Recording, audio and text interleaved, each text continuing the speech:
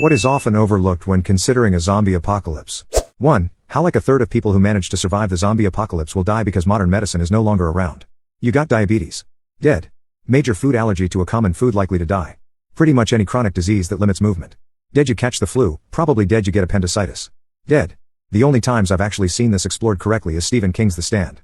He devotes a few pages to how a good percentage of people who are immune to the Captain Trips virus end up dying because they're dependent on society for survival.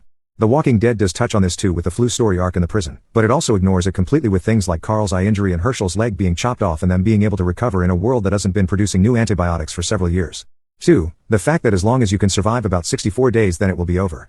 Flesh rots. 3. Do you wear contacts or glasses? When society collapses you are likely pretty fucked in the long term. 4. If you snore at night you are not going to make it too long. 5. Lube. Seriously, if you are driving through a big crowd of zombies you don't want some big truck wrapped in barbed wire and spikes. Zombies don't care, just gives them something to hang on to. Just get some bubble-shaped car like a VW Beetle or something, lube up the whole thing with something slick, then just drive through the zombie horde art. They can't hang on to anything, nothing to grab, they just slide right off that big barrel of lube in my house. I am saving it for zombies. 6. Gasoline eventually expires, that's why you need a diesel-powered vehicle. With some cooking oil and a few additives you can make fuel when necessary.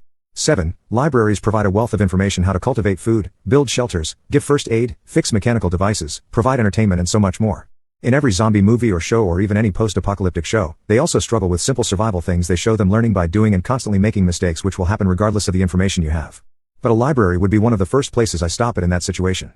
Knowledge is power. 8. I think the most overlooked thing in any zombie apocalypse scenario is the fact that apparently most of humanity has forgotten how to make spears. You give someone a long stick and a knife and they're more likely to hit a zombie with a stick than get bit trying to stab it with a knife. 9. Bicycles. People forget these things exist in every apocalypse. 10. People on remote islands who won't be affected by the outbreak provided Therese no traveling. 11. That you won't be the protagonist.